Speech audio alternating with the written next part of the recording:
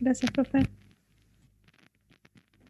Bueno, nosotros vamos a hablar sobre la obtención del hierro.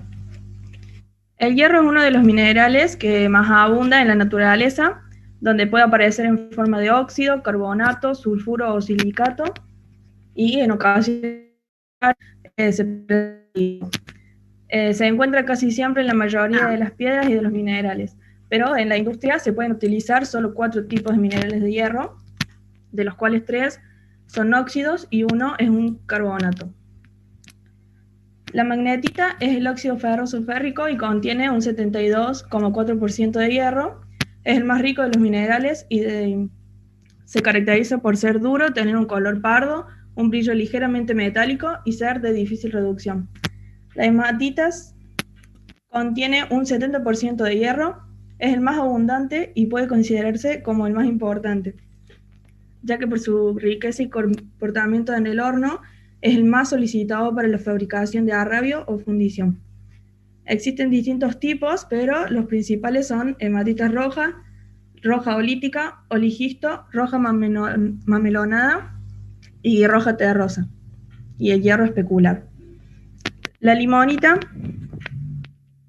es hematita, pero para óxido de hierro hidratado. Tiene un 60% de hierro y es la variedad más importante porque pura contiene 60% de hierro y 40% de oxígeno.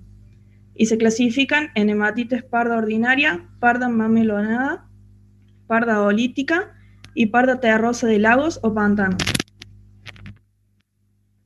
La siderita es un carbonato de hierro que contiene un 48,2% de hierro. Tiene un inconveniente y es que debe ser calcinado antes de ser utilizado.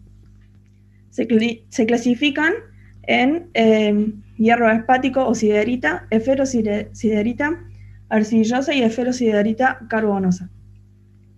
Los sulfuros de hierro o pirita no se emplean en la siderurgia o se utilizan en ocasiones especiales porque es difícil eliminar el azufre que contienen. Hay distintos tipos y son pirita de hierro, pirotina o pirita magnética, marcasita o pirita blanca y el mispíquel.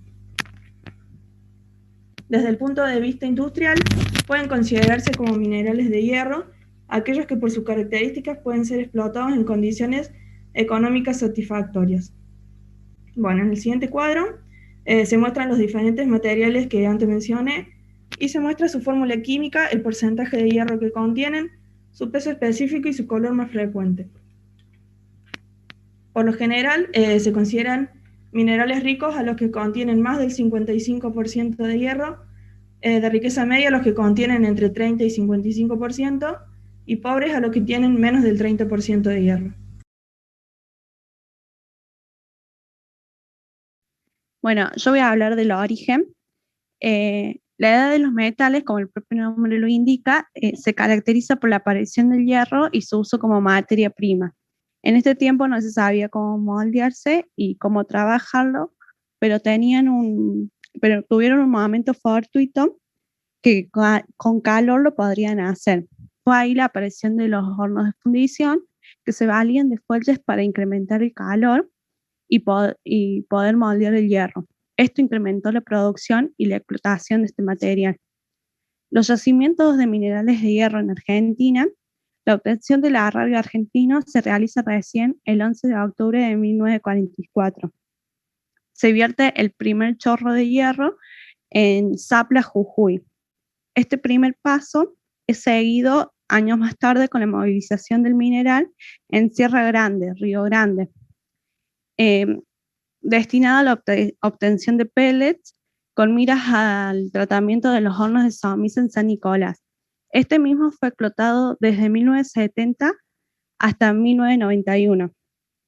Durante su vida útil se produjo 13 millones de toneladas de mineral y 6.407.000 toneladas de pellets. Existen otros yacimientos existían, como Agua Negra en La Rioja, Quebrada Leonardo San Juan, Pobleta en Mendoza, Neuquén. Nuestros yacimientos de hierro eh, se venían estudiando de la tercera década con miras particularmente orientadas a implementarse en la industria siderúrgica primaria. pero en la actualidad en la Argentina no existen yacimientos de dicho mineral, por lo que mismo es importado mayormente de Brasil, el resto de Perú y de Chile. Bueno, en cuanto a la preparación de los minerales de hierro, nos encontramos con una variedad de procesos muy extensa, ya que antes, en la antigüedad, la obtención de los minerales de hierro era poco eficaz porque no se obtenían polvos finos para pasar el proceso de altos hornos. Como primer paso está la extracción del trozo de roca con el mineral dentro que se hace en los yacimientos. Estos se pueden dividir en cielo abierto o en profundidad. Cielo abierto están sobre la superficie y en profundidad quiere decir que está a muchos metros por debajo de la superficie y para llegar a la extracción hay que realizar operaciones especiales. Luego se pasa a las operaciones mecánicas de la extracción del hierro. Entre ellas el machaqueo, que consiste en procesar los tamaños para obtener un trozo inferior a los 300 milímetros. Después se pasa a la trituración, que sigue en 3 fases, primaria, secundaria y terciaria.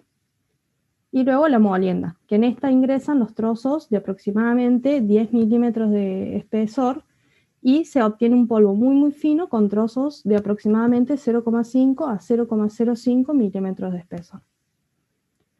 Luego se pasa a las operaciones de clasificación y concentración de minerales. Pero como primer paso hay que hacer un proceso para extraer el mineral de lo no mineral.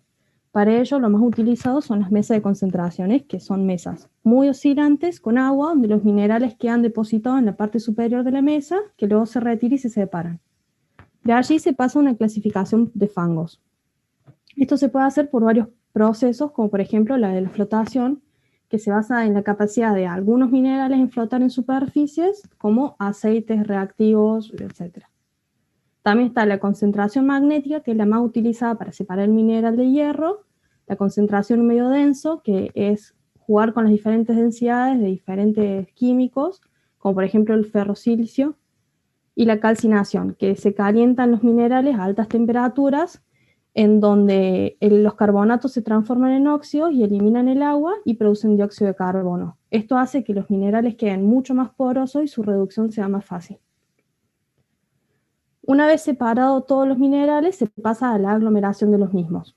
Esto se puede hacer a partir de distintos procesos.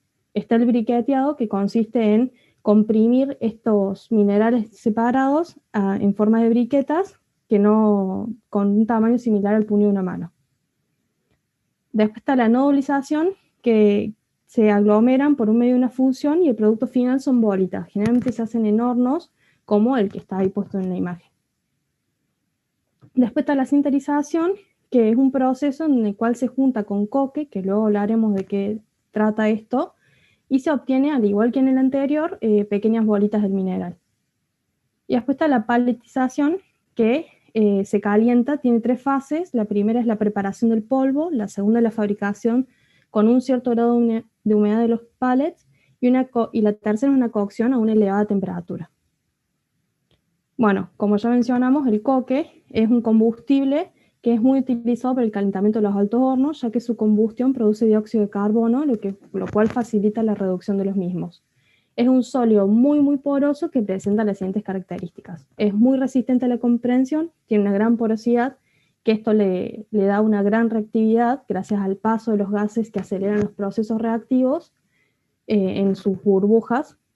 Una gran resistencia a la abrasión y al desgaste, y no produce ni humos ni llama en los procesos de combustión. Bueno, los materiales refractarios son los materiales que se utilizan en la construcción de los altos hornos, y estos se pueden dividir en 3, ácidos, básicos y neutros. Acá un par de ejemplos de los más utilizados. Bueno, ahora vamos a la fabricación del arrabio o fundición. Bueno, acá tenemos el principal elemento, que es el alto horno, que es un elemento básico y fundamental en la industria siderúrgica desde el siglo XIX a la actualidad. Este lo que hace es transformar el mineral de hierro en arrabio fundición, que es la materia prima principal para la fabricación del acero. Después tenemos lo que es, ahí mostramos una foto de lo que es un alto horno y las partes que lo componen. Tenemos el tragante, la cuba, el vientre, el etalaje y el crisol. El tragante se llama tragante a la parte superior del horno por donde se cargan las materias primas. Está generalmente constituida por ladrillos sílico-aluminosos. Después tenemos el cuba, que recibe el nombre, como así lo dice, al tronco de cono superior que posee su diámetro mayor en la parte inferior. Después seguimos con el vientre, que suele denominarse la parte del horno de mayor diámetro, que es la zona de la unión de los dos troncos, entre el cuba y el etalaje. El etalaje se lo denomina así a la parte inferior, justo debajo del vientre, que tiene su mayor diámetro en la parte superior. Se construye, al igual que el vientre, con ladrillos sílicos, aluminosos. Después tenemos el crisol, que es la parte cilíndrica, donde se reúnen en estado líquido el metal y la escoria antes de su salida al horno. Bueno, acá el producto que sale del alto horno, cuando se encuentra en estado líquido, recibe el nombre de arrabio. El mismo producto, después de haberse solidificado el molde, y metálicos o de arena y en condiciones de venta, recibe el nombre de lingote de hierro, que por su composición es una fundición. Bueno, ahora vamos a las principales transformaciones que se producen en el alto horno. Las reacciones que van ocurriendo siempre dependen de la temperatura en la que se van encontrando los reactivos en el horno. En la primera zona, entre los 200 y 700 grados Celsius, se producen las primeras reacciones. Que acá tenemos que el óxido de hierro 3 se reúne con monóxido de carbono y genera así un óxido ferroso más dióxido de carbono. Luego, el óxido ferroso férrico se vuelve a reducir con monóxido de carbono y así genera óxido ferroso más dióxido de carbono. La segunda reacción que vemos ahí es la descomposición de la piedra caliza, que se descompone en el horno según el dióxido de carbono, según la siguiente reacción. La reacción es el óxido de carbono, que es la segunda que vemos ahí, más dióxido de carbono. Acá el dióxido de carbono sube y el óxido de calcio baja. En la segunda zona, o zona intermedia, casi que no se producen reacciones químicas importantes, ¿sí? Porque la temperatura no va variando demasiado. Y en la tercera zona, las temperaturas entre 700 y 1200 se produce la reacción que vemos ahí, que todo el dióxido de carbono se junta con carbón coque, formando así un monóxido de carbono. Todo el dióxido de carbono generado entre los 200 y 700 grados Celsius, que habíamos visto en las reacciones anteriores, se vuelven a generar. Las instalaciones accesorias y auxiliares que poseen los altos hornos son numerosas, pero ahí pusimos la torre de Cooper, y ahora vamos a nombrar para qué sirve. Esta sirve para precalentar los gases que se han de insuflarse por las toberas del horno y así activar la combustión y dar lugar a la formación de monóxido de carbono. Acá nosotros lo que hicimos es poner una foto y nombrar alguna de las partes, ¿sí? La primera es el tubo de entrada del gas del alto horno. El segundo, ahí están marcaditos, la cámara de combustión. El tercero, los conductos verticales de ladrillos refractarios. La entrada de aire frío, la válvula reguladora, que es la número 5, de aire que activa la combustión del gas, y por último, la salida del aire caliente del alto horno. Discúlpame, digamos, ya están excedidos en tiempo, vayan cerrando, por favor. Bien, profe, por último, los usos del hierro que podemos darle. El hierro se utiliza en más de un 98% para convertirse directamente en acero y en fundiciones. Algunos de los usos más comunes que puede darse el hierro en forma de acero dentro de la industria de la construcción son los siguientes: vigas, estribos, tuberías, láminas, chapas, placas, puentes, escaleras, varillas, perfiles, entre otros. El que sigue, por favor. Las fundiciones que contienen del 3 al 5% de carbono se utilizan para tuberías, válvulas y bombas. Este no es tan resistente como el acero, pero es más barato. Los imanes también pueden estar hechos de hierro y sus relaciones de compuestos. Y por último, los compuestos del hierro tienen usos diferentes, como el óxido férrico, que es empleado para elaborar tintes de color rojo a partir del mineral hematita.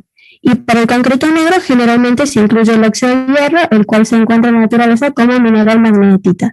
Cuando se agregan a la mezcla de concreto, las partículas de óxido de hierro abarcan y recubren las partículas de cemento, ya que son 10 veces más pequeñas. Es por eso que la cantidad de pigmento se dosifica en función de la cantidad de cemento, no de la arena lograda del agua. Bueno, profe, ya terminamos, disculpe. Voy a mencionar las escorias de altos hornos. Estos son materiales que se depositan en el crisol, en la parte baja del alto horno, y son separados por medio de diferencia de densidad del hierro fundido y sale por un conducto que se llama piquera. Estas escorias salen a 1600 grados y pueden ser enfriadas de diferentes formas. Si sufren un enfriamiento lento, producen escorias cristalizadas que pueden ser utilizadas como arios pétreos. Si se produce un enfriamiento muy brusco, se producen escorias vitrificadas, que son las que se utilizan, que son las granuladas, que son las que se van a utilizar en la producción del cemento. Y las escorias dilatadas se usan como agregado grueso, pero de peso ligero, porque son muy porosas. En la filmina siguiente vamos a hablar de la producción muy rápido, de la producción de CO2 a nivel industrial. En la industria siderúrgica, el alto horno es el que mayor producción de CO2 tiene. Es por eso que hay procesos para disminuirlo.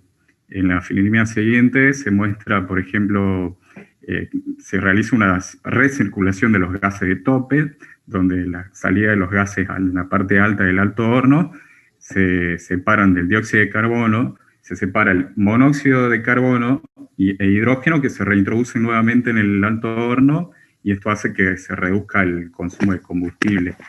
Por lo tanto, la emisión de CO2. Después hay procesos que todavía están en investigación, como el Lulcore, el Izarna y el tercero que se menciona ahí, que es el Lulcowen, que son procesos que se están desarrollando aún, se están investigando, aún no se aplican industrialmente, pero son producciones de hierro diferentes a la obtención del hierro como se obtiene por medio del alto horno, los cuales emiten muy bajas cantidades de dióxido de carbono. Están explicados en la monografía, ya no estamos con el tiempo como para seguir explicando esto. Ahí termina, profe. Bien, no la cierres a la presentación, por favor. Volvé atrás a ver algunas láminas, yo te voy a decir dónde. Quiero hacer una consulta. Dale más.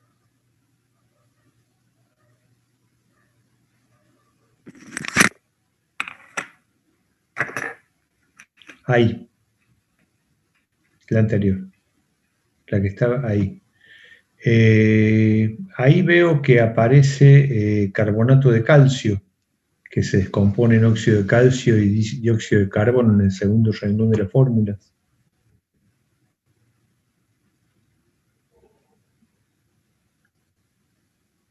Sí, profe. Bien, ¿y de dónde sale ese carbonato de calcio? Porque en el horno volvé a las materias primas del horno,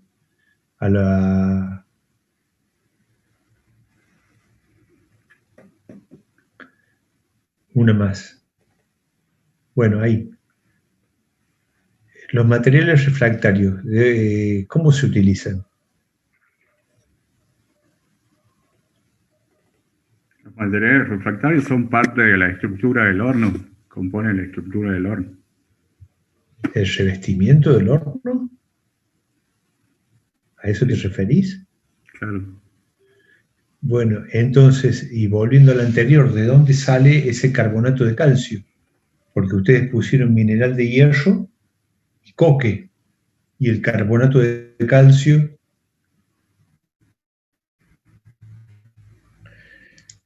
Es un material... ¿Por ahí, Camila? Sí, estoy. Abran todos los micrófonos los que están exponiendo. Por sí. Yo no estoy en este tema, pero he leído que se introduce como materia prima piedra caliza también al alto horno. Tal vez de ahí se descompone esa piedra caliza No sé cómo llegaría el Pero, carbonato de calcio. Se introduce piedra caliza y digamos, ¿cuál es la función de esa piedra caliza? Profe, puede ser que haya leído que esa piedra caliza era como un fundente Sí, eso dentro es. del alto. Era un Pero no es producto que puede... Se utiliza para la producción de CO2, que como anteriormente hace que sea más poroso, ¿no es para eso? Perdón. El CO2, digamos, es contraproducente al ambiente, pero es necesario en la reacción. Claro. El tema es que me dicen que puede ser que hayan leído, no es que puede ser que hayan leído, sino que es así. Es decir, está faltando, vuelvan a la lámina anterior, esa que veían los refractarios, ahí los materiales ácidos o básicos en forma de roca, como están por ejemplo ahí al medio, eso es carbonato de calcio. Y ese material se introduce junto con el coque, con digamos, el combustible y el mineral de hierro, para que luego el carbonato de calcio ayude a la separación de los minerales que no son hierros que vienen en los óxidos férricos del hierro, es decir, como fundentes favorecen la separación formando la escoria. Pero bueno, eso ahí está faltando, ¿no?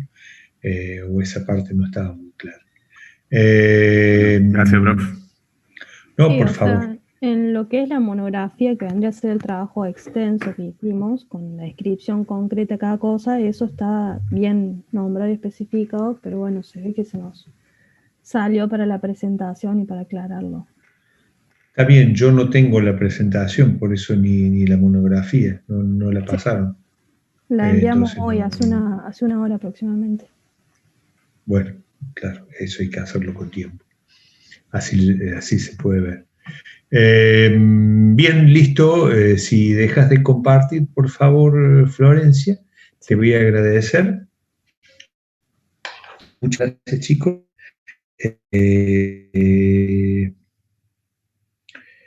Vamos con el grupo que sigue, que es el de fabricación del acero. El grupo 5. ¿Estarán? Hola, profe. Sí. Valentina Alberico. Sí. ¿Vos vas a compartir la pantalla? Sí, profe. Entonces te hago como coanfitriona. Coanfitrión.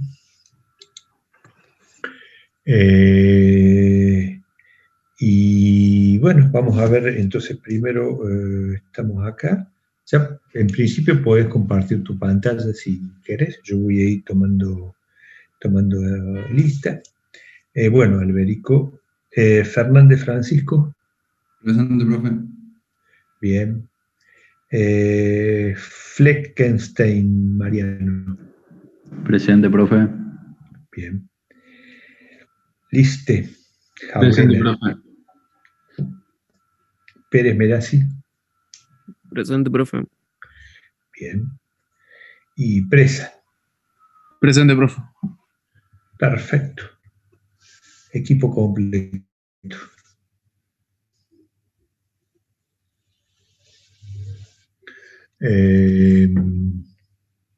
¿Ustedes están listos para empezar?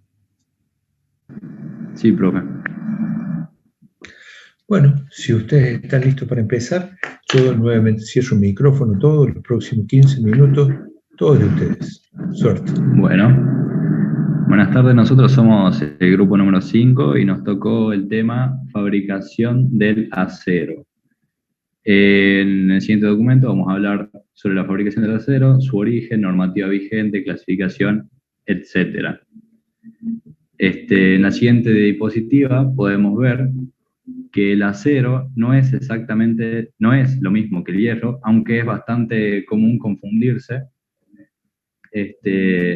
El acero tiene un punto de fusión de aproximadamente 1375 grados centígrados y un punto de ebullición de alrededor de los 3000 grados centígrados. El acero es una aleación de hierro con un porcentaje de carbono de entre el 0,03% y el 1,075% en peso de su composición, dependiendo del grado. Sus características más comunes es que el acero conserva las características metálicas del hierro en estado puro, como por ejemplo que es relativamente duro y tenaz, pero la adición de carbono y otros elementos, tanto metálicos como no metálicos, mejora sus propiedades físico-químicas, sobre todo su resistencia. El acero tiene una gran ventaja y es que se puede reciclar indefinidamente sin perder sus atributos, lo cual favorece a su producción a gran escala. Y la normativa vigente que rige el acero es la norma IRAM IAS U500. En la siguiente diapositiva vamos a seguir con el origen. Bueno, el origen, el término acero procede del latín aciarius, y este es de la palabra acies, que es como se denomina en esta lengua, del latín, que se lo denomina al filo de un arma blanca. Los primeros restos arqueológicos datan del 3000 a.C., se disputa entre Egipto, entre Siria, y en toda la cuna de la civilización. A partir de mediados del siglo XVIII se convirtió en un elemento estructural, como eran las vigas, las viguetas de fundición, que esto reemplazó las maderas. Como en la Edad Media se usaba todo lo que era vigas y estructura de casa, todo en madera, se pudo reemplazar a los elementos metálicos. En 1775 se registra el primer puente de construcción con componentes estructurales metálicas sobre el río Severn, que es el que está en la imagen a la derecha, en consecuencia del desarrollo industrial. Posterior al año 1800 se construyó el Jardín Botánico de París, que cubría 1800 metros cuadrados, uno de los más grandes de la época. Es la imagen que está a la izquierda.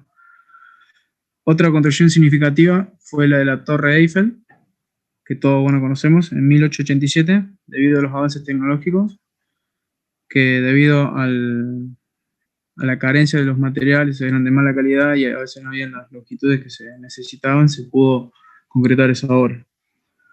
En 1856, volviendo un poco más atrás, Henry Bessemer, que desarrolla un método para producir aceros en grandes cantidades, pero dado que solo podía emplearse hierro que contuviese fósforo, azufre y otros elementos no deseados, que fue dejado de lado.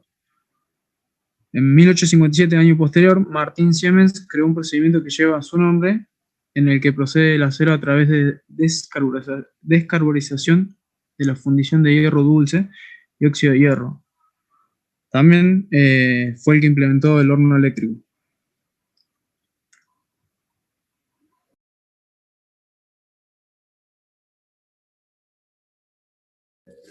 Bueno, con respecto a las materias primas, el acero se puede obtener a partir de dos materias primas.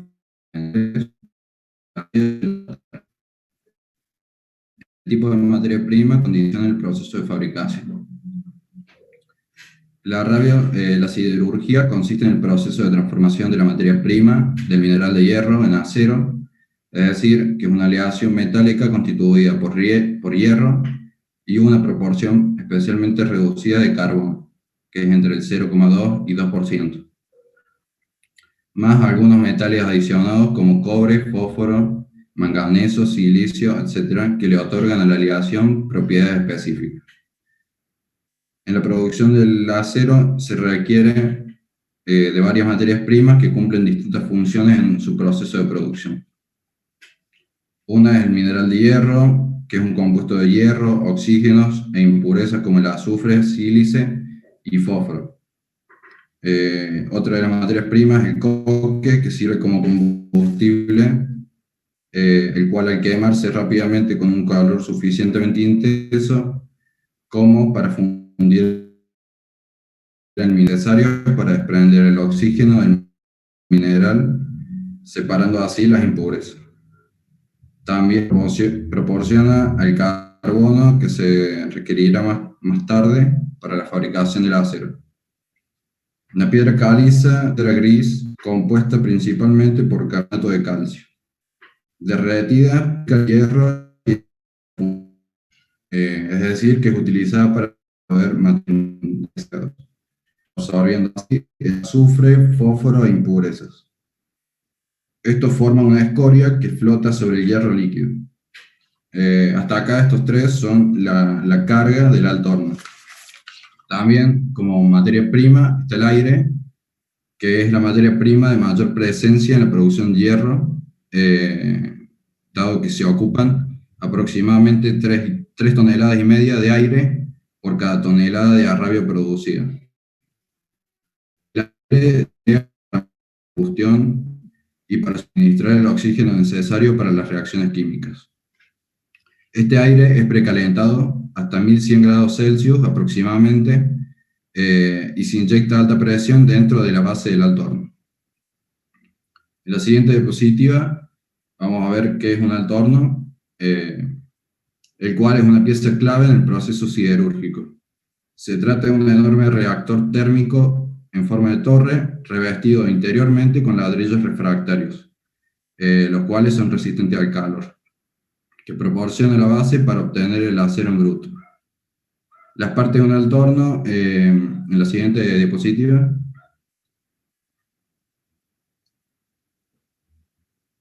En la parte inferior del horno está dotada de varias aberturas, llamadas toberas, por donde se fuerza el paso del aire.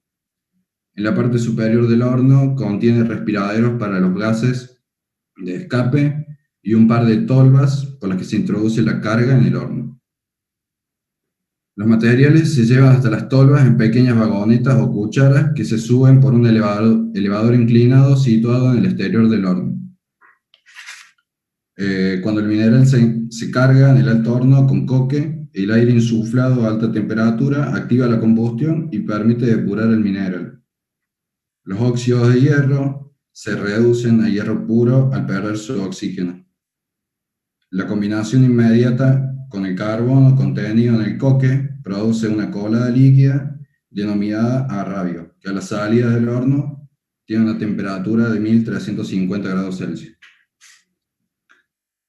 En la siguiente diapositiva vamos a ver la reacción química fundamental de un alto horno, que dice que 1 mol de óxido férrico más 3 moles de monóxido de carbono producen 3 moles de dióxido de carbono más 2 moles de hierro. Volviendo a la diapositiva anterior, el arrabio se cuela periódicamente por el crisol que se encuentra en la parte inferior del horno. Esto permite separar la escoria menos densa y compuesta por los desechos del proceso. La escoria se aprovecha y se utiliza, por ejemplo, para hacer cemento o para la construcción de carreteras. El arrabio recién producido contiene demasiado carbono y demasiadas impurezas como para poder ser aprovechado, por lo cual debe ser refinado, puesto que esencialmente el acero es hierro altamente refinado que contiene menos de un 2% de carbono, aunque también puede ser moldeado en forma de panes que son utilizados para fabricar productos de fundición. Siguiendo con el proceso, el arrabio es transportado a un horno convertidor de oxígeno, que existen 2 tipos y más adelante van a ser detallados, en donde se le adiciona una parte de material de chatarra para mantener la temperatura precisa. La siguiente diapositiva. Con respecto a la chatarra, existen, según su origen, pueden ser chatarra de preconsumo y de postconsumo. La chatarra de preconsumo se obtiene al ser separada durante un proceso industrial. Y la de postconsumo es la descartada por un consumidor final, ya sea en los hogares, en instalaciones industriales, comerciales o institucionales. Finalmente, el proceso se completa con la desgasificación, removiendo los gases producidos durante el proceso, como oxígeno, hidrógeno, nitrógeno, lo que se logra mediante 2 procesos posibles, que son la desgasificación por flujo o en la olla colada, que más adelante van a ser detallados. Con respecto a la chatarra, es un material ferroso, que por lo general es refundido y vaciado para formar acero nuevo. Esta forma es la más económica en dinero y en recursos naturales. La chatarra constituye el 100% de la materia prima para un horno eléctrico en una mini acería. Este proceso se le presta una especial atención a la chatarra con el fin de obtener un elevado grado de calidad en la misma. Para ello, la chatarra es sometida a unos severos controles e inspecciones por parte del fabricante de acero, tanto en su lugar de origen como en el momento de la recepción del material en la fábrica. Los factores que afectan la calidad de la chatarra son tres. Su facilidad para ser cargada en el horno, su comportamiento de fusión y su composición, siendo fundamental la presencia de elementos residuales que sean difíciles de eliminar en el proceso de horno. Atendiendo a su procedencia, la chatarra se puede clasificar en tres grandes grupos: chatarra reciclada, chatarra de transformación y chatarra de recuperación. La reciclada está formada por despuntes, rechazos, etc., originados en la propia fábrica. Se trata de una chatarra de excelente calidad. La chatarra de transformación es la producida durante la fabricación de piezas y componentes de acero. Y la chatarra de recuperación suele ser la mayor parte de la chatarra que se emplea en la acería y procede del desguace de edificios con estructura de acero, plantas industriales, barcos, automóviles, etc.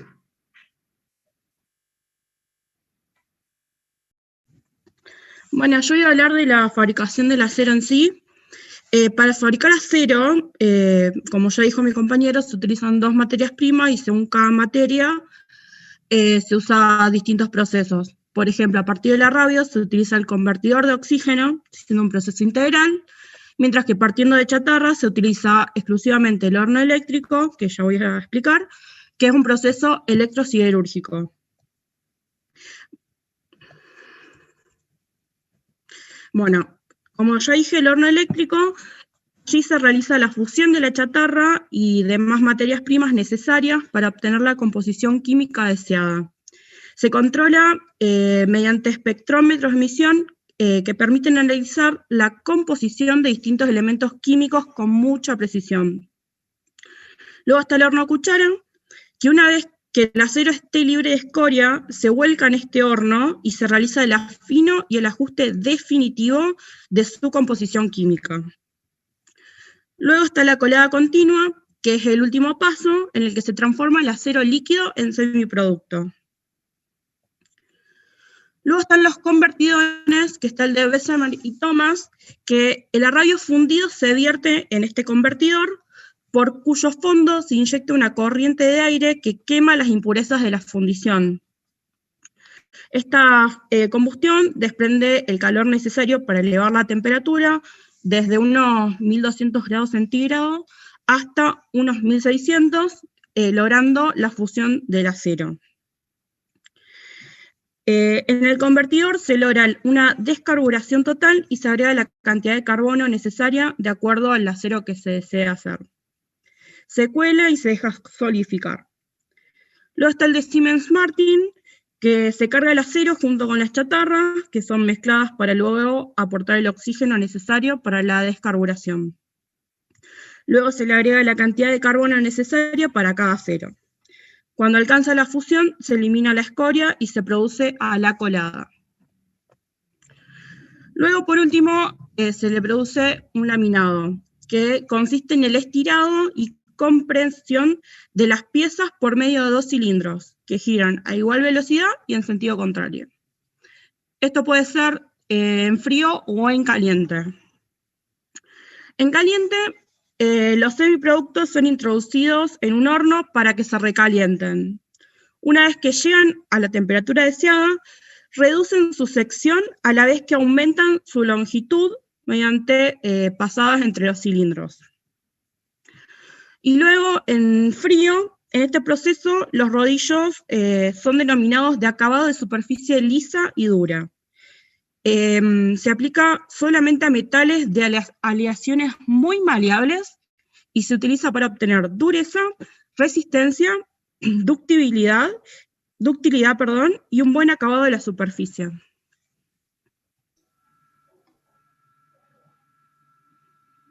Bueno, yo voy a hablar sobre los usos que se le da al acero en la construcción posteriormente a su fabricación. En la siguiente diapositiva podemos ver cómo vemos al acero después de su construcción, donde tenemos lo que son los alambres pretensados y también tenemos ahí las manchas de acero o las manchas electrosoldadas. Los alambres pretensados los podemos encontrar en vigas, puentes, caños de hormigón, etc. Mientras que las manchas electrosoldadas pueden ser usadas como refuerzo de concreto, muro de cargas, canales, entre otros ejemplos.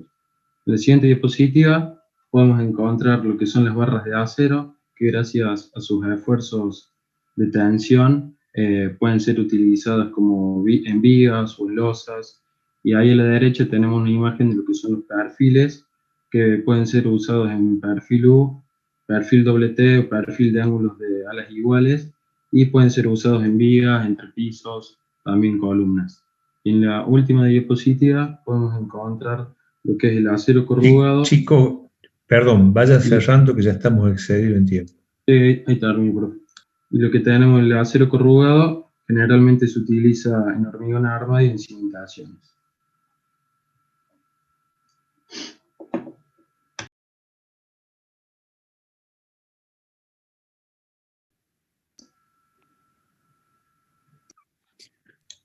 Bueno, yo voy a hablar de aspectos tecnológicos centrados en el tema de tratamientos térmicos y mecánicos del acero. No sé si puedo describir todo o ya tenemos que cortar el tema. Y rápido porque estamos... Bien. Estos tratamientos permiten aumentar las propiedades mecánicas de dureza, tenacidad y resistencia del acero. En el gráfico podemos observar cómo varía la temperatura en función del tiempo para obtener los diferentes tratados. Entre los tratamientos podemos tener el temple y revenido, que es la operación mediante el cual se consigue calentar un acero entre los 750 y los 1300 grados, para posteriormente enfriarlo en forma controlada para así conseguir varios estados de dureza. Y el revenido se realiza luego para conseguir disminuir la fragilidad del material. Este tratamiento ayuda a mejorar propiedades como la alta resistencia al desgaste, dureza excelente y ductilidad mejorada.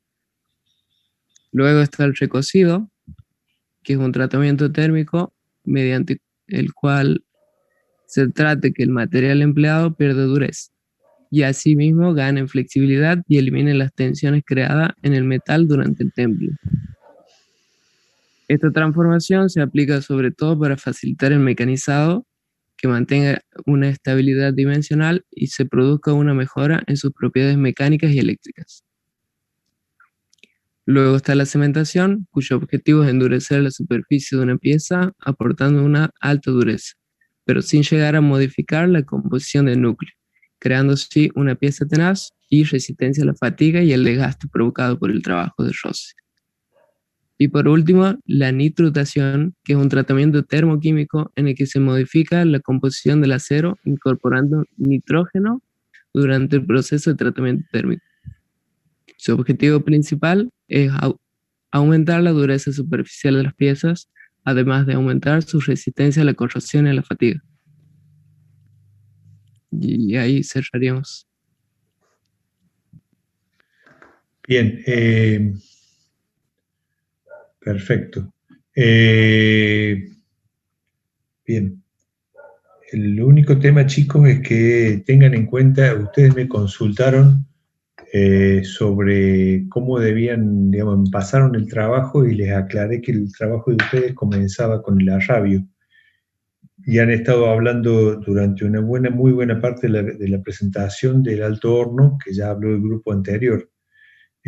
Por eso yo les había aclarado en el mail, que no sé quién me mandó, pero alguien me hizo la consulta, que ustedes arrancaban con el arrabio. Y de esa forma seguramente sí, no se hubieran excedido el tiempo. Yo le consulté por mail, pasé las correcciones al grupo y cada uno fue corrigiendo. Está bien, pero se ve que eso no fue suficiente. Yo busqué la información de la arrabio y me cansé de buscar. A ver, está bien. A ver, el mensaje es este. Ustedes me consultan, yo les contesto, les digo, acoto el tema para que no nos pisemos y no estemos hablando varias veces de lo mismo. Y bueno, la consigna en principio no fue respetada del todo. Pero listo, Valentina Alberico, ¿puedes dejar de compartir la pantalla? Muchas gracias. Y vamos con el siguiente grupo, que es aceros utilizados en la construcción. No sé si está. Sí, profe. A ver, ¿quién habló? ¿Alejandro Barbosa? Sí. ¿Vos compartís la pantalla? No, mi compañero Iván. ¿Quién? A ver, si podés hablar, si te identifico en la pantalla, por favor.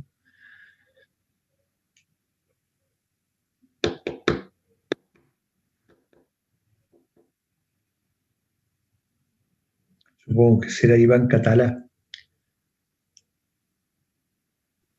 Ahí mando un mensaje por el chat.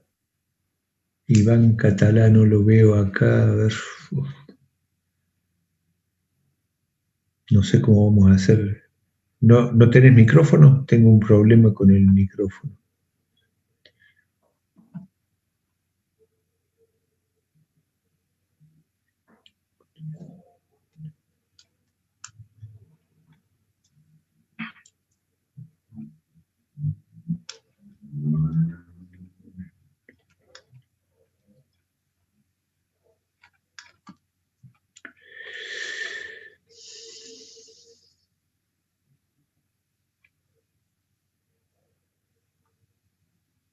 Bueno, no lo encuentro en el listado. ¿Algún otro puede compartir la pantalla para hacerlo más ágil? Que tenga la presentación.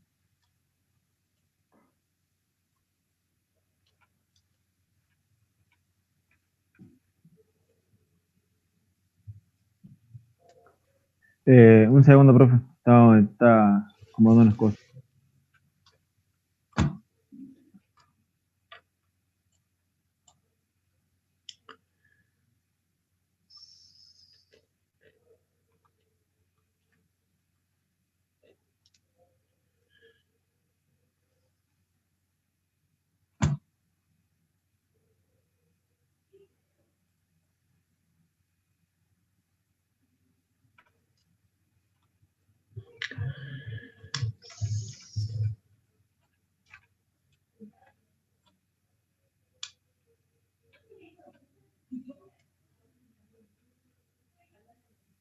Profe, disculpe, luego de que los chicos terminen de presentar, ¿ustedes ponen un tema nuevo o no?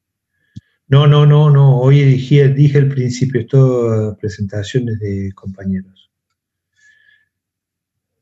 Bueno, profe, gracias. A ver, si Iván no puede hablar, no va a poder presentar tampoco. ¿Algún otro que presente del grupo? Sí, profe, me puede poner de coanfitrión a mí. Perfecto, te pongo a vos, Nicole Fiorentini. Coanfitriona. Fiorentini, perfecto. Sí. Entonces, listo. Y vamos tomando asistencia. Entonces, Barbosa. Presente, que profe. había armado al principio, perfecto. Sí, tuve un trabajo y justo me la chica. Está bien. Nicolás Barón. Presente, profe. Bien. Presente. Tobías Búa. Tobías Búa no sabemos si habrá dejado la materia porque le hablamos y no volvió a responder más. Bueno, Iván Catalá se ve que está con problemas de micrófono, pero está. Delicio Macarena. Presente, profe. Bien. Y Fiorentini. Estaba compartiendo la pantalla. Sí, perdón. Entonces, Búa Tobías no está, digamos, no debería figurar ahí en el listado, obviamente, porque no ha hecho trabajo ni ha participado. Estamos para empezar, no sé cómo van a hacer con Iván. No sé si estará en condiciones de comunicarse o bueno. Si no, cualquier cosa yo puedo decir su parte. Bueno, vamos a tratar de que él se comunique, si no. Por mí, si quieren empezar, es todo de ustedes en los próximos 15 minutos. Bueno, empezamos entonces, chicos. Adelante. Sí, Bueno, entonces nosotros somos el grupo 6 y vamos a presentar aceros utilizados en la construcción. Bien. Hoy en día, para la fabricación de estas estructuras metálicas, uno de los materiales que más se utiliza es el acero. Este es muy versátil en cuanto a su uso, utilizándose en gran variedad de productos, desde herramientas hasta estructuras de edificios. Los aceros se pueden clasificar según su composición química y sus características mecánicas. Según su composición química, los aceros pueden ser de construcciones mecánicas, que se clasifican en aceros al carbono, aliados y microaliados. Hay aceros de herramientas, que se clasifican también de aceros al carbono, aliados, aceros rápidos, para trabajo en caliente y para trabajo en frío, y aceros inoxidables y resistentes al calor, clasificándose estos en aceros martensíticos, ferríticos y austeníticos. Y según sus características mecánicas, son aquellos aceros estructurales que se clasifican en baja resistencia, alta resistencia y alto límite elástico. Bueno, ahora, los aceros al carbono, como su nombre lo indica, su principal componente es el carbono. Este hace que se eleve su resistencia a la tracción, así como se incrementa su índice de fragilidad en frío, disminuye su tenacidad y ductilidad. Se clasifica en aceros de carbono bajo, con un contenido máximo del 0,30% de carbono, aceros de medio carbono, que contienen entre 0,30 y 0,60 de carbono, y aceros de alto carbono, que contienen más del 0,60% de carbono.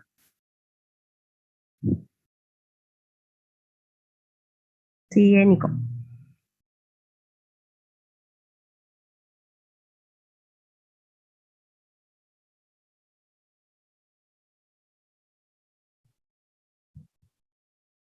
Hola. A vos te escucho, a Nico no lo escucho. Sí, perdón, no había prendido el micrófono. Los aceros aliados son aquellos que contienen cantidades o porcentajes específicos de otros elementos en una composición química. Los elementos más comunes aliados con estos aceros son el hierro, el níquel, el cromo, el cobalto, etc. Uno más de estos elementos de aleación pueden ser requeridos para proporcionar a los aceros características especiales o propiedades que pueden ser aplicados en las obras de ingeniería civil. Al mezclar este tipo de elementos y conseguir estas mejoradas características, se consigue que este acero puede ser utilizado en la construcción de edificios, puentes, naves industriales, túneles, etc. El acero estructural facilita la unión de la pieza con tornillos o soldaduras. Se pueden montar de manera rápida, es sencillo de convertir en láminas de diferentes tamaños y formas, y se pueden prefabricar piezas de una estructura y es bastante resistente a la fatiga sufrida por el material. Además, este material puede ser reutilizado cuando la vida útil de esta estructura llega a su fin. Puede ser desmontada o utilizarse para un nuevo proyecto, o simplemente puede reciclarse.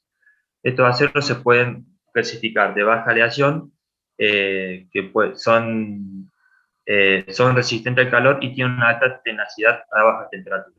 De media aleación, que contiene hasta un 5% de aleaciones y se usan como tratamientos térmicos. Y de alta aleación se utilizan para aumentar la resistencia al desgaste o la fuerza o la dureza del acero. Después están los aceros microaliados, que estos aceros de baja aleación y bajo carbono, caracterizados por tener adiciones de nibio, titanio, vanadio y cobalto, se utilizan se utilizan en grúas, puentes, montañas rusas y otras estructuras que son diseñadas para manejar grandes tensiones o que necesitan una relación tensión-peso alta. Una de las propiedades más importantes de este tipo de materiales es que son resistentes a la fatiga y al impacto.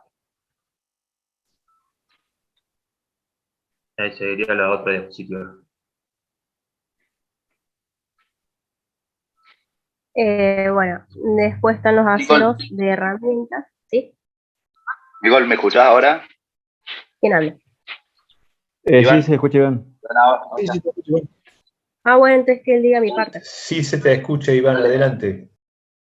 Gracias, profe. Perdón por la demora. Bueno, dale. Ahora vamos por la composición química de herramientas, que contienen arriba de 0,77% carbono, se emplean para la fabricación de útiles o herramientas. Los aliantes más utilizados son el magnesio, no sé, el carbono, más precisamente, manganeso. Creo que no me ubico bien. Bueno, en este grupo se subdivide en el carbono, en aliados rápidos, para trabajo al caliente y para trabajo al frío. Siguiente.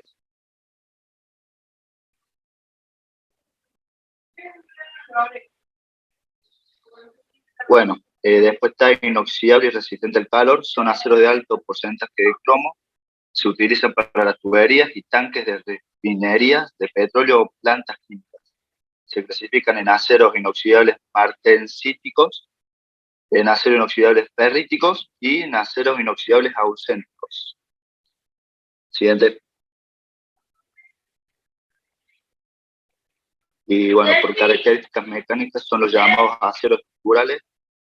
La clasificación de estos aceros son empleados en todo tipo de construcciones metálicas.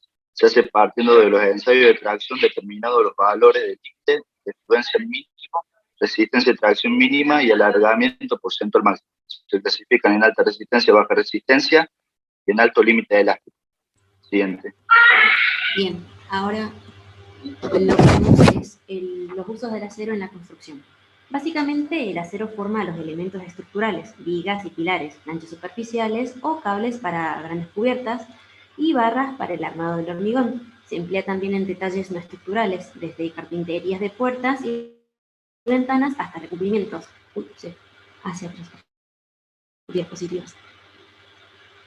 Entre otros, tenemos el acero arrugado, que es una clase de acero laminado usado especialmente para emplear en hormigón armado. Se trata de barras de acero que presentan resaltados o corrugas que mejoran la adherencia del hormigón, la adherencia con el hormigón. Y tenemos las mallas de acero corrugado. Tenemos el alambre y cordones pretensado, que estaba en otro diapositivo. Son utilizados en vigas, viguetas, caños de hormigón, puentes, autopistas, centrales de generación eléctrica, durmientes, estacionamientos de altura, muelles, postes de electrificación, anclajes, entre otros. Y los perfiles, que se utilizan para elementos estructurales que forman parte de vigas, columnas, entrepisos, reticulados, entre otros. Habiten en uniones tradicionales, que son los bulones normales de alta resistencia, soldadura, y su sección transversal pueden ser perfiles U, perfiles de ángulos de alas iguales, perfil normal doble T. Y por último tenemos también lo que son las planchuelas, que se obtienen mediante la laminación en caliente de palanquillas, que son semiproductos, que es de colada continua. Ahora mi compañero va a seguir con aceros para hormigón. En la siguiente diapositiva. Bueno, el hormigón armado se utiliza en la estructura que se requiere alta resistencia en la tracción. Es la mezcla entre dos componentes, el hormigón y el acero. Esto en la combinación entre ambos lo da una mayor resistencia a la compresión y a la tracción. Volve a la primera lámina.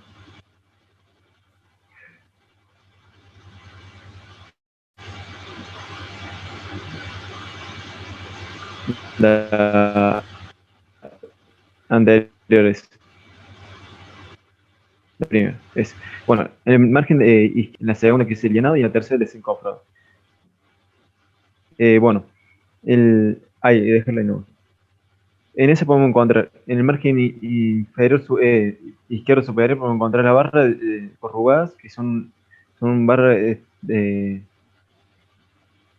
son barras de distintos diámetros que se utilizan en la fabricación de armaduras para el llenado de hormigón, que pueden ser de este tipo así aproximadamente, que tienen de distintas nomenclaturas. Por ejemplo, pueden haber de 6, de 8, de 10, de 12 y de 16 hasta mayor denominación. Al medio podemos encontrar alambre, en el parque derecho, estribos. Los estribos se pueden encontrar de distintos tamaños, son doblados y su función su función es abrazar a la barra de hierro y confirmarla mediante el atado del alambre. Mediante la tenaza que puedes encontrar de este tipo, hasta aproximadamente que es una tenaza como aparatada alambre y este tipo con una tenaza aproximadamente para atar en molde. Se ve la diferencia. Y tener en cuenta que no todos los alambres para atados son iguales. Continuar en la siguiente.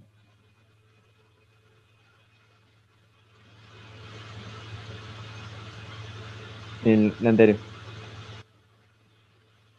Los tipos de armadura pueden ser de armadura de losa superior, de losa inferior, de vigas, columnas y otros elementos expuestos a la intemperie o al contacto con el suelo. Por ejemplo, puede ser la columna que está por debajo del cimiento y elementos secundarios. Por ejemplo, en esta imagen podemos ver ya un encofrado ya listo para llenar o desencofrar. Pasemos con la siguiente. Bueno, acá en la construcción de puente podemos encontrar distintas etapas. Por ejemplo, los pilares, el tablero que está apoyado en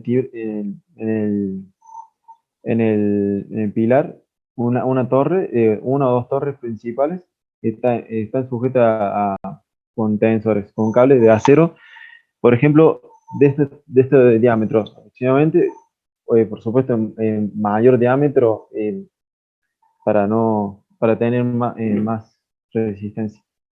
Por ejemplo, en la primera es un puente que está suspendido con un pilar, el tablero y cables. Este tipo de puente tiene un cable suspendido entre las torres, más cable suspendido verticalmente que ancló a los tableros, al tablero inferior que soporta los que cruzan los soportes de los cruces del tráfico. También podemos encontrar un puente armador rígida combinado con planchuelas que vendría a ser el de la derecha y formado y estribo de los puentes con placa de vigas y estribos de las vigas. Y bueno, después podemos encontrar la combinación de ambos con el de abajo.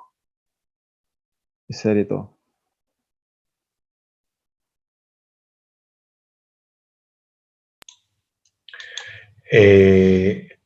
Muy bien, chicos. Digamos, me parece que lo dijiste, pero es claro que cualquiera de esos puentes, deja la lámina, cualquiera de esos puentes, los cables que forman parte de esa estructura tienen varios centímetros de diámetro, varias pulgadas, casi te diría a veces, ¿no? Es decir, los cables que mostraste vos más bien son cables para estructuras pretensadas posiblemente. Sí, exactamente, se lo pedí a un amigo que trabaja en un taller. Sí, está bien, digamos, un poco para aclarar, a ver, ya que está, mostrarlo así todos lo pueden ver y ver la diferencia, prender la cámara, pero... por ejemplo, acá hay dos tipos de cables. Acá voy a ver en la parte de derecha que es mucho más grueso que el de la parte izquierda. Está bien, de la derecha pero estamos hablando, ¿qué diámetro tiene eso? ¿Un centímetro? ¿10 milímetros tendrá? 10 milímetros, uno. Bueno, el otro, cualquier cable para soportar esa estructura de esos puentes es mucho más, una sección mucho mayor, pero muy bien vale el ejemplo de mostrar los ejemplos. Sí, no, también lo hice para aclarar. No, está perfecto, está perfecto. Bien, chicos, no sé quién está compartiendo, creo que es Nicole. Si puedes dejar de compartir la pantalla, por favor, muchas gracias. Vamos al próximo trabajo, aluminio. Buenas A ver tardes. si hay alguien. Luis Valentín. Buenas tardes. Buenas tardes. Hola, buenas tardes. Buenas tardes. Buenas tardes, ¿Quién profe. va a compartir pantalla? Yo, profe. Luis Valentín. Te hago como coanfitrión. Ok. Coanfitrión. Ya podés mostrar tu pantalla. A ver. Deme un segundo. Se ve. Sí, tranqui, vamos tomando asistencia. Emilia Andrada. Presente. Carreño Carreras. Presente, profe. Dalmazo. Presente, profe. Bien. Yense. Presente. Lobi Solo. Presente, profe. Y bueno, Luis Puebla, Sí, profe. que está compartiendo la pantalla.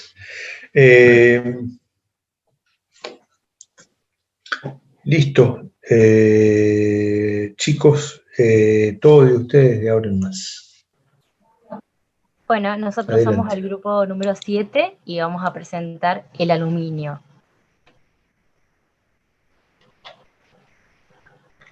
Bueno, el aluminio es un metal no ferroso que en estado puro es blando. Por esa razón se alea prácticamente siempre para mejorar sus propiedades mecánicas.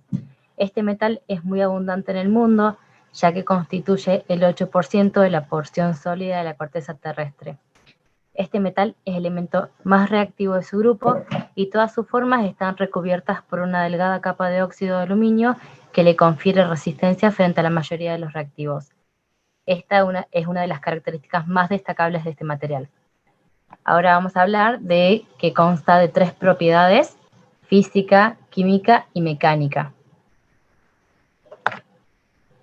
Bueno, yo voy a hablar de las propiedades físicas del aluminio. Como ya dijo bien mi compañera, es un metal liviano. Su peso específico es aproximadamente 2,7 gramos por centímetro cúbico. Tiene una densidad de 2.700 kilogramos sobre metro cúbico y su punto de fusión es de 660 grados centígrados. Su color es grisáceo transparente y refleja muy bien la radiación electromagnética de los espectros visibles y los térmicos. Además, es buen conductor eléctrico y térmico.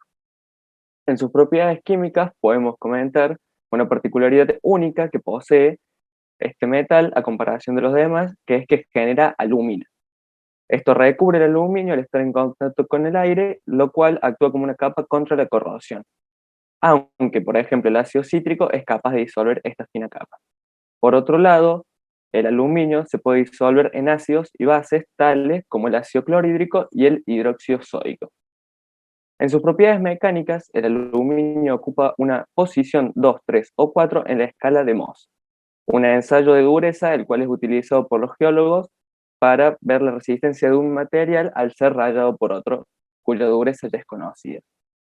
Esto, como ya bien dijo Candela, lo hace un material blando y maleable.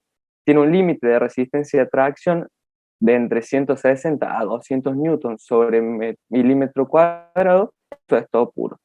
Como bien dijo, no puede ser utilizado en elementos estructurales a no ser que se realicen aleaciones porque es un material blando. Dichas aleaciones pueden ser con los siguientes elementos, como el cobre, el hierro, el magnesio, el manganeso, el silicio, el titanio, el zinc y el escandio. Depende con el material con el que se realice la aleación, se puede aumentar su resistencia mecánica, etc.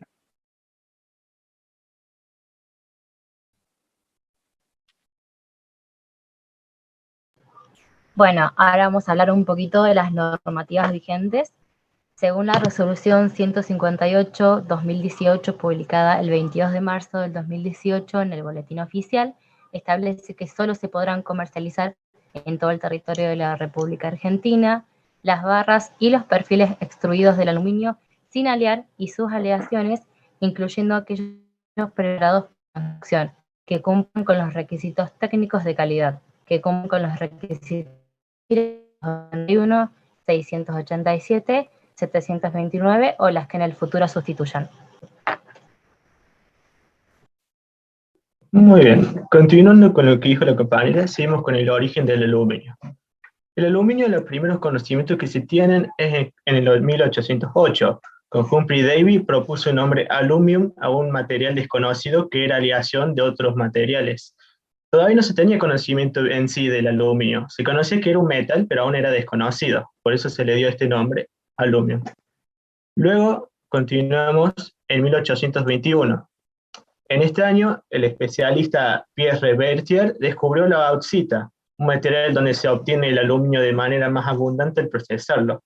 El nombre viene dado de la región donde se descubierta, Les Baux, en Francia. Luego, en 1825, acá se da al origen al aluminio, en todas las fechas están anotadas este año, ya que el especialista Hans Christian Ørsted fue quien consiguió aislar por primera vez el aluminio de cualquier metal. No era perfecto, pero con eso se puede hacer los primeros estudios y poder llamarlo así como un metal solo y por fin darle el origen al aluminio. Luego, en los siguientes años, en 1827, Friedrich Wolfer logró mejorar el proceso iniciado por Ørsted, así consiguiendo dar con un metal un poco más aislado y con menos impurezas. Consiguió dar con un polvo muy fino. De esta manera, logró también determinar con más exactitud las propiedades del aluminio, cuáles eran más electrostático y tenían más propiedades de uso en la vida cotidiana. Pero seguimos con 1855 en adelante. En ese año ya se había logrado un lingote de aluminio puro al 97%, pero la fabricación de este era costoso, no se conocía tanto como hoy se conoce, y por ende se lo llamaba como un metal de lujo.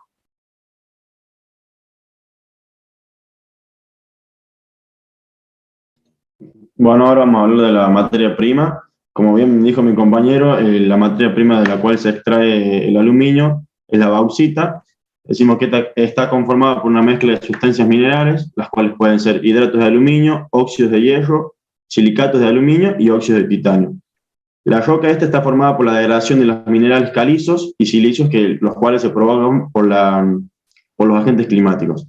Y como podemos ver en la imagen, su color rojizo se da por un alto compuesto de óxido de hierro. Y bueno, los mayores yacimientos donde podemos encontrar dicha piedra en el mundo pueden ser Australia, Brasil, India, China o Guinea.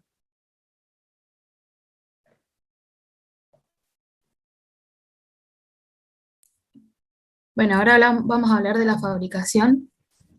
Primero, para convertir la bauxita en aluminio hay que eliminar las impurezas, por lo que se comienza con el proceso de Bayer, el cual comienza con el triturado de la bauxita y su lavado con una solución caliente de hidróxido de sodio a alta presión y temperatura. La sosa disuelve los compuestos de aluminio que al encontrarse en un medio fuertemente básico se hidratan. Los materiales no alumínicos se separan por decantación. La solución cáustica del aluminio se enfría luego para recristalizar el hidróxido y separarlo de la sosa. Luego se calcina el hidróxido de aluminio a temperaturas cercanas a 1000 grados centígrados y luego se pasa por un refrigerador, entre comillas, para formar la alúmina. Después comenzamos con la segunda fase, en donde el óxido de aluminio así obtenido, como tiene un punto de fusión muy alto, es imposible someterlo a un proceso de electrólisis. Entonces, para lograrlo, primero se disuelve el óxido en un baño de criolita, obteniendo así una mezcla homogénea con un punto de fusión de 900 grados centígrados. Ahora sí se puede comenzar con la electrólisis, que se realiza sumergiendo en la cuba unos electrodos de carbono, tanto el ánodo como el cátodo, dispuestos en horizontal. Cada tonelada de aluminio requiere entre 17 y 20 megawatts de energía para su obtención. Y bueno, consumen en el proceso 460 kilos de carbono, lo que supone entre un 25 y un 30% del litio final del producto, convirtiendo el aluminio en uno de los metales más caros de obtener. El aluminio obtenido tiene una pureza entre el 99,5 y el 99,9%. De eso, el hierro y el silicio. Luego de las cubas se pasa al horno donde es purificado mediante la adición de un fundente o se alea con otros metales con el objetivo de tener materiales con propiedades específicas. Bueno, después se vierten moldes y se hacen lingotes o chapas.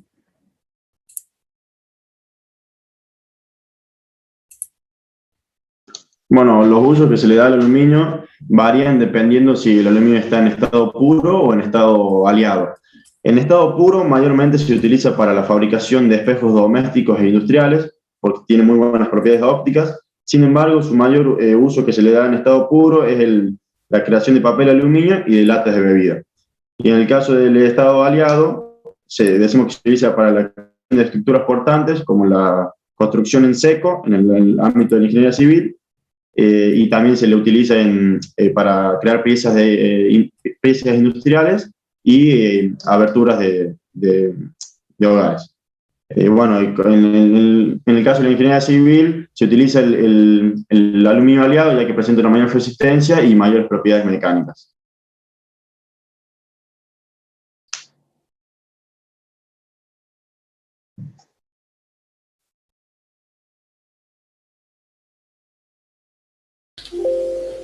El reciclado del aluminio, a diferencia de otros materiales, para la industria es más rentable reciclarlo que extraerlo de la tierra.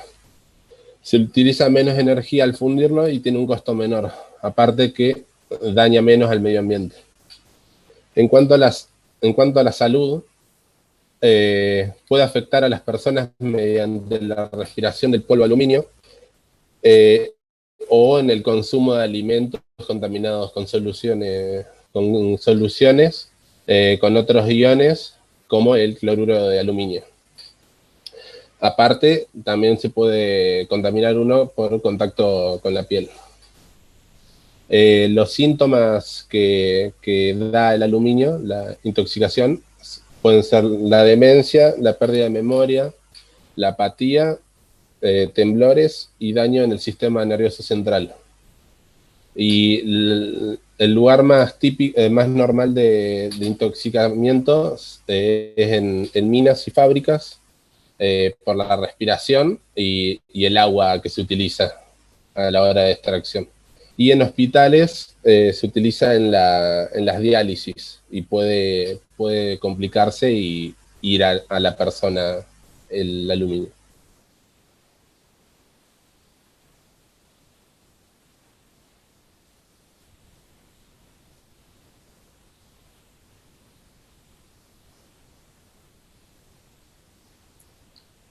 Bueno, los efectos del aluminio sobre el ambiente son mayormente debido a los problemas de acidificación.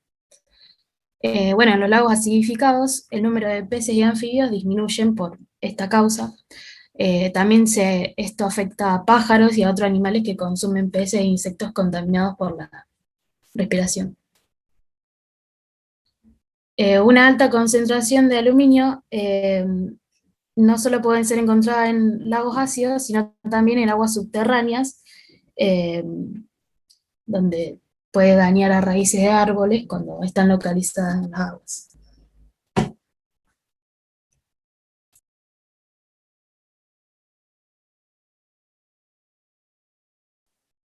Para finalizar, la empresa principal de aluminio puro en Argentina es Aluar, la cual podemos encontrar mayormente en Buenos Aires y en Chubut.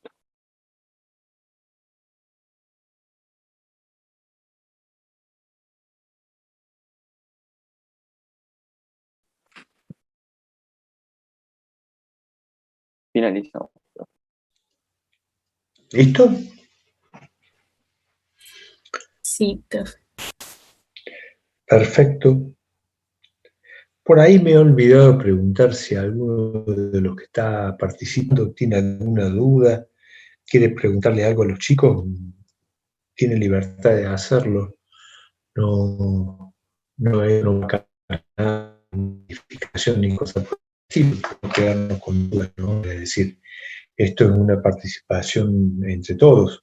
Repito, si alguien quiere hacer alguna pregunta, abre el micrófono, ¿no?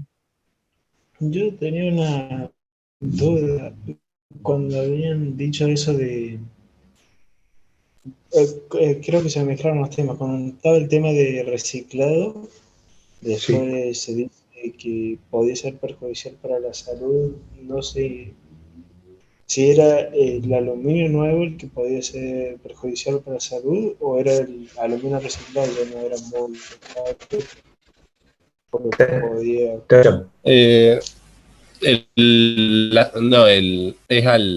¿cómo es? El polvo de aluminio es el principal causante de los daños a la salud. También cuando se hacen soluciones, cuando se vuelven soluciones con otros iones, hace que pueda viajar en el agua y eso interfiere eso daña a animales y vegetales. Tiene que ver con, perdón, ¿no? Tiene que ver con que la producción de aluminio es altamente contaminante. Entonces, creo que lo mencionaron en las minas donde se produce la bauxita, el mineral origen, y en las fábricas es donde se pueden encontrar este tipo de cuestiones y hay que controlar, por supuesto, ¿no? Me parece que algo así habrán visto.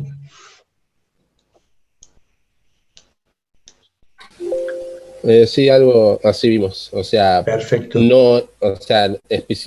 Especificaba la información más que todo sobre el polvo de aluminio y demás, pero sí, los procesos de extracción desde la bauxita afectan. A ver, el polvo de aluminio también lo vas a encontrar en una fábrica en donde se procese aluminio y se corten perfiles, y eso produce virutas que quedan en el ambiente. Para que tener en claro, digamos, y esto puedo estar equivocado, pero alguna información, algo que escuché alguna vez cuando está el tema de que caen las Torres Gemelas, luego de mucho tiempo, la gente que había estado cerca o que había respirado el aire de ese accidente, de ese derrumbe, empezaron a tener problemas de salud. Y creo yo haber entendido y escuchado o leído que era producto de el polvo de aluminio producido por una estructura que tiene gran parte de construcción de aluminio. Al producirse ese colapso, se produjo un gran polvo, el polvo era gran parte aluminio. Esto habría que confirmarlo, pero como para entender un poco alguna de estas cuestiones, que está bueno, ¿no? No sé si en el chat yo no lo estoy viendo, había alguna pregunta, pero me pareció ver recién. Sí, pero es una pregunta sobre otro trabajo, creo. Ah, listo. Bueno, ¿sobre estos temas? No, un chico dijo que quería preguntar sobre su trabajo. ¿El trabajo de él? Sí. Bueno, claro, profe, yo después. la puse recién y quería sacarme la duda, nada más. Perfecto, digamos, cualquier duda o lo podemos ver al final o me mandan un mail para hacer la consulta. Pero ahora vamos a dejarle lugar. Muchas gracias a los chicos que están exponiendo y muchas gracias por lo que pusieron. Deja de compartir la pantalla, creo que era... Sí, profe. Muchas gracias. Luis. Muchas gracias a ustedes. Cierren los micrófonos y vamos con el último grupo que tenemos hoy, que es el de cobre, el grupo número 8. Si están presentes, a ver quién es el que va a compartir pantalla. Julia Pala. ¿Vos vas a compartir tu pantalla? Sí. Perfecto, te hago como coanfitriona. Andá si querés mostrando. Y yo voy viendo la lista. Arnedo Rinaldi. Sí, profe, presente. Perfecto.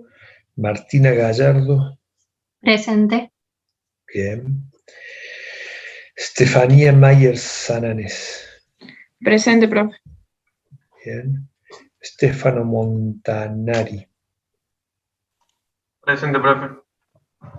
Perfecto. Ollero Stranek, ¿puede ser? Presente, profe, sí. Bien. Y bueno, Julia Pala. Estamos todos, está todo en orden, no falta nada, están todos. Listo, chicos, todos de ustedes. Adelante.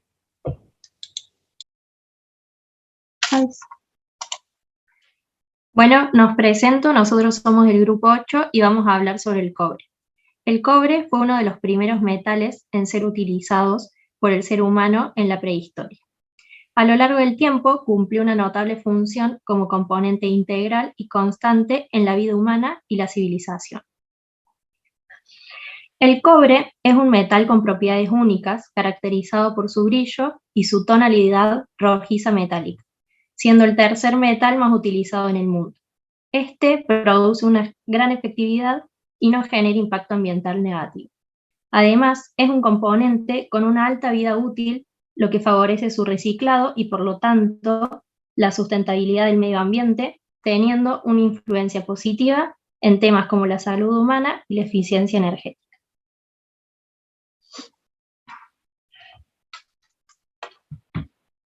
Bueno, la normativa vigente es el Código de Minería, Decreto 456/97, el cual rige los derechos, obligaciones y procedimientos referentes a la adquisición, explotación y aprovechamiento de las sustancias minerales.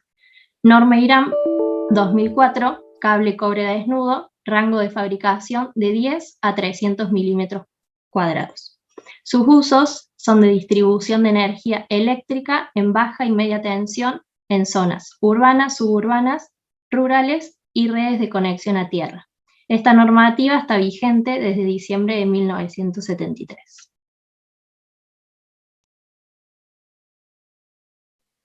Bueno, yo voy a arrancar hablando un poco sobre el origen del cobre. Durante miles de años, el hombre primitivo usó casi exclusivamente la piedra. Por medio de ella conseguían defenderse, atacar, protegerse. Hacia el año 6000 a.C. se descubrió el cobre. La edad del cobre tuvo su mayor presencia en Egipto, cuando los egipcios colonizaron la región de África y el Mediterráneo, expandieron el conocimiento del cobre. En el Imperio Romano se realizó un uso extensivo del cobre también. La mayor parte del cobre que empleaban provenía de la isla de Chipre. De allí derivó la palabra cupru, símbolo del cobre. Y luego en la Edad Media, las propiedades del cobre como agente resistente a la corrosión se empezó a utilizar en los hogares, en la agricultura, la guerra y en pequeñas industrias.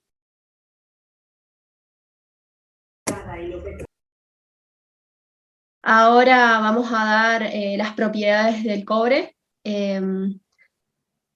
La física tiene un color rojizo, con tintes rosados y brillosos. Tiene una densidad de 9,8 gramos por centímetros, una temperatura de 3 a 20 grados centígrados. Es un material pesado y no poroso. Presenta homogeneidad en su composición y es impermeable. Tiene olor y sabor.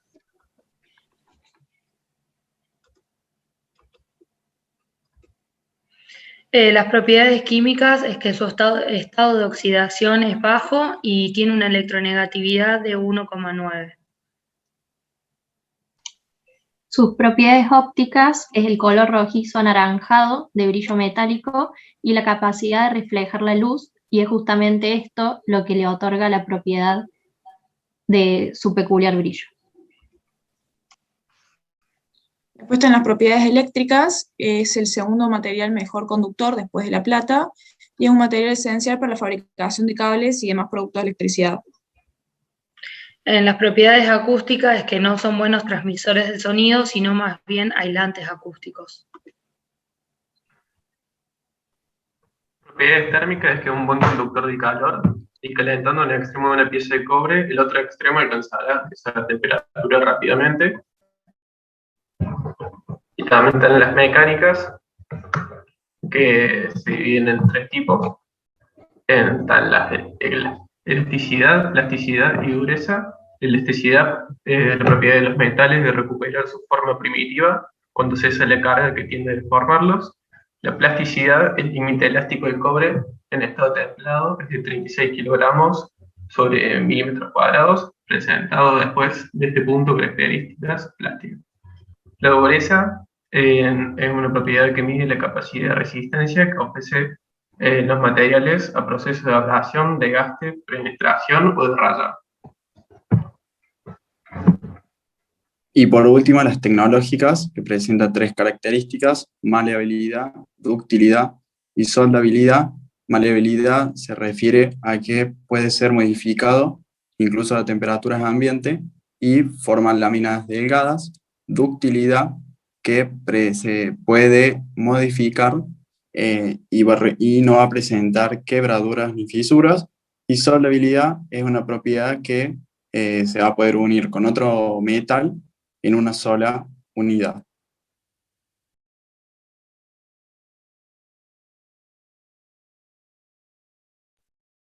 Bueno, para la obtención del cobre se debe recurrir a la minería. El metal se obtiene a partir de minerales sulfurados y de minerales oxidados, que son sometidos a tratamientos. El paso es la búsqueda de yacimientos y realizar un estudio de viabilidad respecto a su explotación. Luego se realiza la extracción del material utilizando maquinarias especializadas, y al obtener grandes volúmenes de material rocoso se lo somete a procesos de reducción para que sea más fácil de tratar y de transportar. Por último, se le aplica un tratamiento en el que se elabora la tipología de metal que se desea.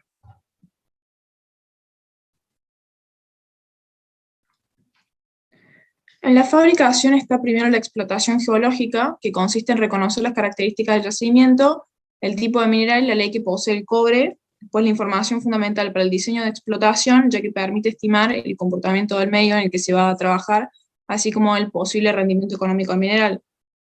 Se extrae en canteras muy profundas. La extracción, el objetivo principal es extraer mineral del macizo rocoso para llevarlo de forma segura a la planta, donde se está separando por minerales. Está la extracción subterránea, que se realiza para recuperar el cobre sulfurado que se encuentra en las capas más profundas de la tierra, que va mediante tuberías y galerías para extraer el material más profundo. Y está la extracción a cielo abierto, que se realiza cuando la zona en la que se encuentra el yacimiento sí presenta las condiciones necesarias para extraer el mineral oxidado desde la superficie. Luego está el triturado, que luego de extraer el mineral se transporta en camiones hacia la máquina de triturado con el fin de reducir e igualar el tamaño de las rocas. Para la obtención va a depender del tipo de cobre que se esté trabajando, óxido o sulfuro, será el próximo paso del proceso productivo. Para los sulfuros, el primer paso es la molienda, que se reduce el material a 18 milímetros para que sea más fácil separar el cobre de otras sustancias y así acercarse a un mineral de mayor pureza. Luego está la flotación, que es el material obtenido de la molienda, es sumergido en enormes celdas de flotación, que son como piscinas, en las que, gracias a la acción de reactivos, el cobre emerge a la superficie dentro de burbujas.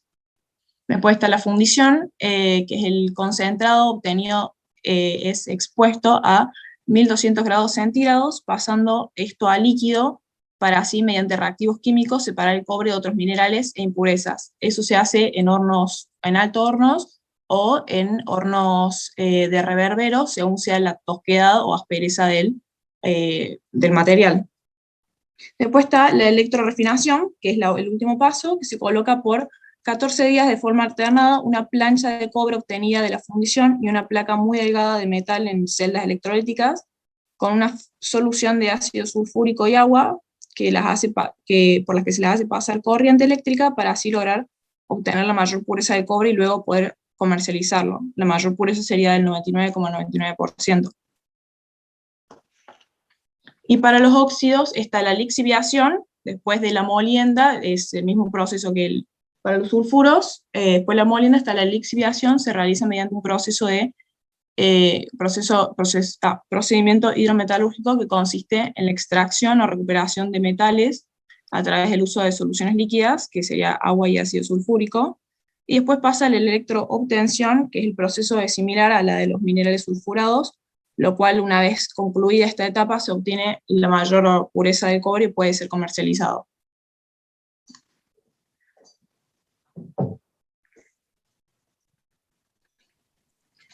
Los usos del cobre se usa para tuberías de suministro de agua, en los disparadores de calor de los ordenadores, en los tubos de vacío y rayos catódicos. Es un muy buen conductor de la electricidad, especialmente usado en hilos. Se usa para los electroimanes, relé e interruptores térmicos. Es muy resistente al óxido, por lo que se usa para estructuras y estatuas, también utilizado en la construcción naval.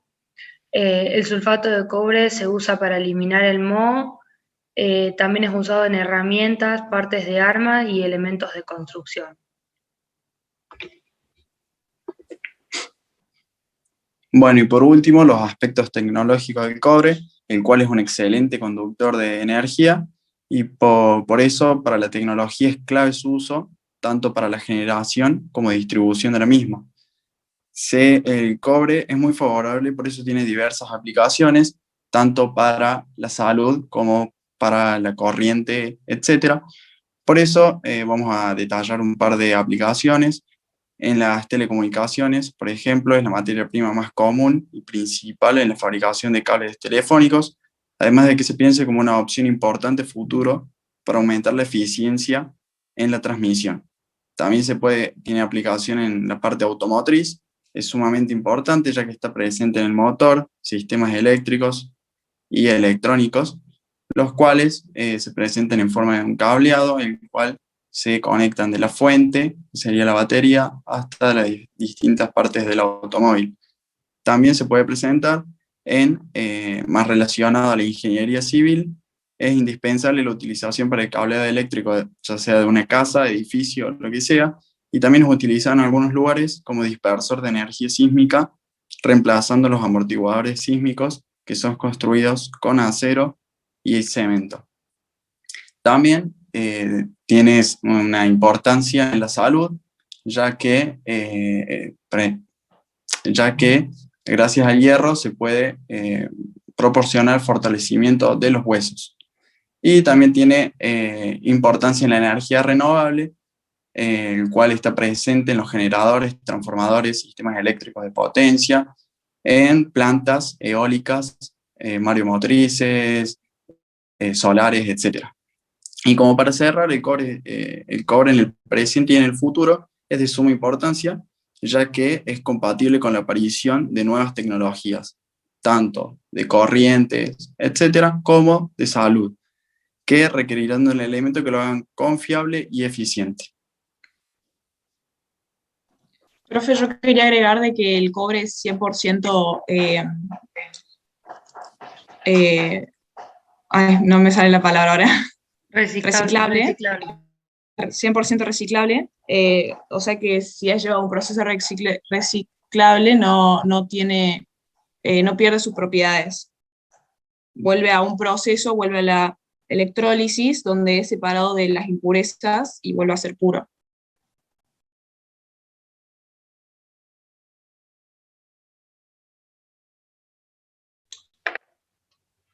Bien, ¿listo? Sí, profe. Perfecto. Digamos, como comentario, la producción de cobre es una producción, sus compañeros lo mencionaron, en donde es altamente contaminante el medio ambiente, y eso tiene sus historias, ¿no? Y también me sirve para digamos, volver con el tema del aluminio. Ojo, no significa que el aluminio no se pueda utilizar en la construcción.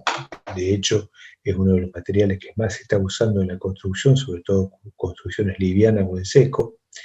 Y, digamos, el problema del aluminio es la producción del aluminio, no en la utilización como, por ejemplo, en la ingeniería civil, como aberturas o algún tipo de estructura.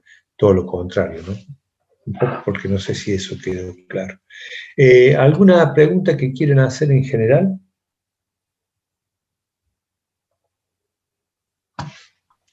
No, profe, por mi parte.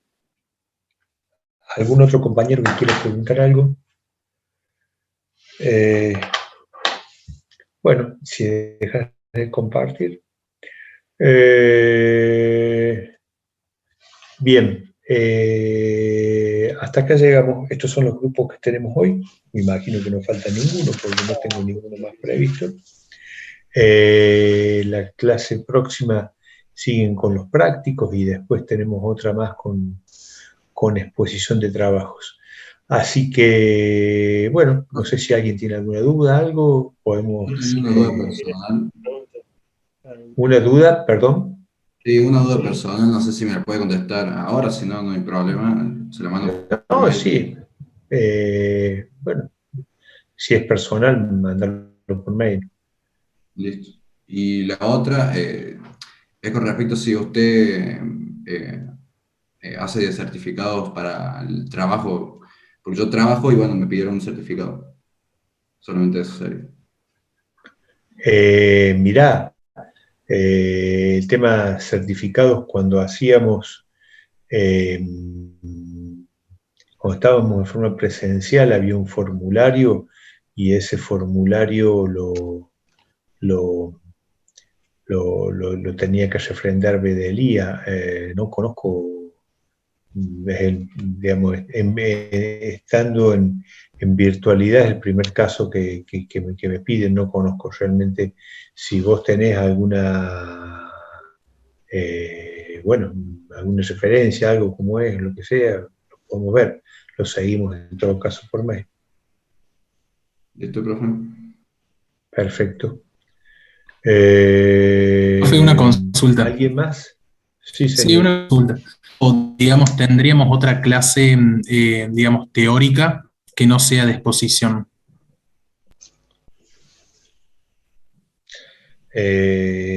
¿Tendremos alguna antes del parcial? Espera. Pues, si vos me esperas a que yo vaya Sí, al tranqui. cronograma, realmente no lo tengo en mente, pero en un segundo lo veo.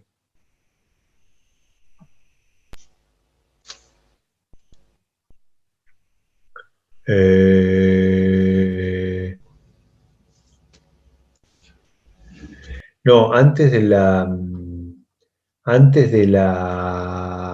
digamos, del parcial, digamos, ya todo lo que queda son prácticos o trabajos grupales. Ah, bien, perfecto. Y Ok. después retomamos, habiendo ya terminado con todo lo que es agregados y demás cuestiones, retomamos con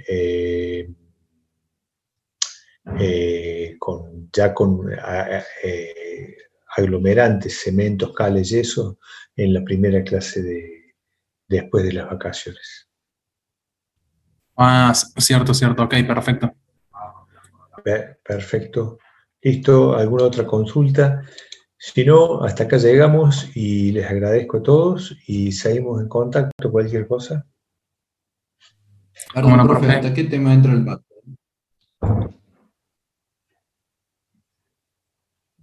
Había Francisco Santiago, no sé el apellido, vos estabas queriendo hacer alguna consulta. Fernández. Bueno, si salen tus compañeros y te querés quedar un segundo, vemos cuál es el tema que tenés. Profe, ¿cuándo es el parcial? El parcial el último martes antes de las vacaciones. Gracias. Que tendría que revisar, pero eso como fecha exacta entiendo que es el 29 de junio.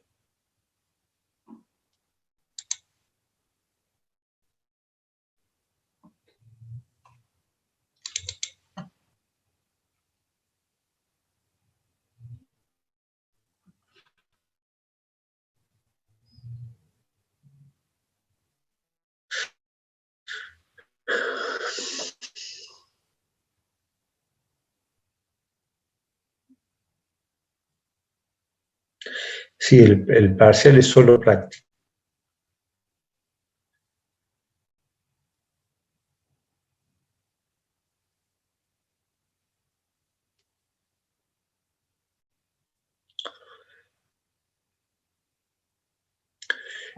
Francisco, no sé cuál es el tema, si es particular, personal, si no, digamos, hay muchos conectados, no sé.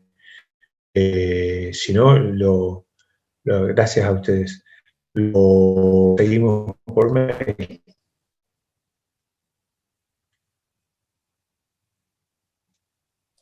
Sí, profe, como usted diga. Está bien, digamos, como no conozco la característica de la pregunta, por eso tampoco me puedo seguir. Lo seguimos acá, hay muchos compañeros presentes, y si no por mail, decimos.